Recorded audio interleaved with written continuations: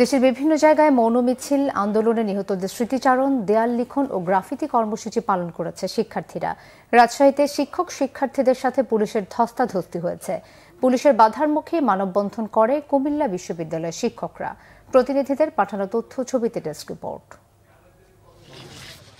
বৃহস্পতিবার সকালে রাজশাহী বিশ্ববিদ্যালয়ের বুদ্ধিজীবী স্মৃতিফলকের সামনে অবস্থান নেন শিক্ষকরা। তাদের সাথে যোগ দেয় ছাত্ররাও।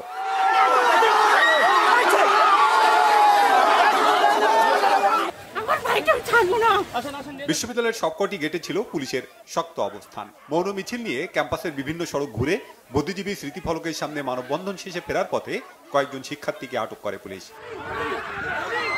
তাদের ছাড়িয়ে নিতে পুলিশের সাথে ধস্তাধস্তি হয় আন্দোলনকারীদের। এক পর্যায়ে আটক 5 শিক্ষার্থীকে ছেড়ে দিতে বাধ্য হয় police. I'm a student too. I want justice for them, for the student brothers and sisters who were killed during this movement. শিক্ষকদের সামনে যেভাবে জোরপূর্বক ছাত্রদের উঠে নিয়ে যাওয়ার চেষ্টা, এটা একদম একটা মধ্যযুগীয় বর্বরতা। প্রশাসনে সেইভাবে আমাদের শিক্ষার্থীদের নিয়ে যেতে পারে না। তার যে কোনো অফেন্সে তার ক্যাম্পাসে সে আসবে, তার নামে কোনো মামলা আছে, কিছু আছে, এদের কারো কিছু দেখাইছে যে একে আমরা ধরতে চাই, এইভাবে ছো মেরে এই যে শিকার করা, ছো মেরে মানুষ উঠিয়ে নিয়ে যায়, তাকে মারতে চাওয়া, এটা আমরা মানি না। আমরা কিন্তু কাউকে গ্রেফতার করিনি, এখান থেকে তুলেও নিয়ে যাইনি। আপনারা সবাই দেখেছেন। আমি বলেছি চেষ্টা না, আমি বলেছি যে 2-3 জন এসে আমাদের পুলিশের হাতে গায়ে হাত তোলার চেষ্টা করেছিল, গায়ে হাত দিয়েছিল। আমার তখন তাকে এনে জিজ্ঞেস করার জন্য যে তুমি কেন এটা করতেছিলে। 9 দফা দাবিতে ময়মনসিংহে রিমেম্বারিং আওয়ার হিরোজ কর্মসূচি পালন করেছে শিক্ষার্থীরা। নগরীর টাউন হল মোড়ে অবস্থান নিয়ে এই কর্মসূচি পালন করে তারা।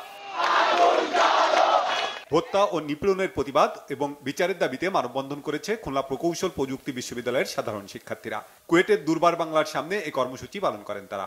এ সময় শিক্ষক নেতারা শিক্ষার্থীদের নিরাপত্তার দাবি জানান। রাতে ব্লক রেড দিয়ে যখন তাদেরকে বাসা থেকে জোর করে ধরে নিয়ে যাচ্ছে, এটা আমরা সহ্য করতে পারছি না। আর এই টাইমে শিক্ষকদের বসে থাকার কোনো সুযোগ নেই। এগুলা প্রত্যেকটা ঘটনার সুষ্ঠু তদন্ত এবং আমরা চাই এগুলার সুষ্ঠু বিচার। বগুড়ার বিভিন্ন শিক্ষা প্রতিষ্ঠানের শিক্ষার্থীরা উপশহরের প্রধান সড়কে সমবেত হয়। স্লোগানে মুখর ছিল পুরো এলাকা। দেয়াল লিখন সহ নানা কর্মসূচি পালন করে তারা। কর্মসূচিতে সংহতি প্রকাশ করে শিক্ষক ও অভিভাবকরাও। পরে একটি মিছিল শহরের 7 মাথায় যাওয়ার সময় বাধা দেয় পুলিশ। যশোরে সাংস্কৃতিক সমাবেশ করেছে জেলা সংসদ উদীচী শিল্পী গোষ্ঠী। শহরের প্রেস ক্লাবের সামনে এই সমাবেশ হয়। বক্তারা বলেন, কোটা সংস্কার আন্দোলন ঘিরে দেশব্যাপী এসব হত্যাকাণ্ডের দায় সরকার এড়াতে পারে না।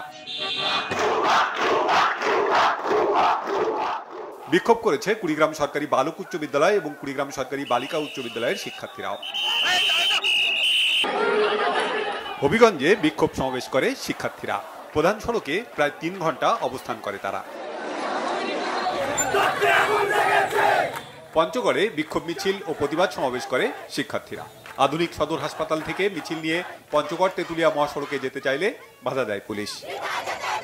Banglavision news desk.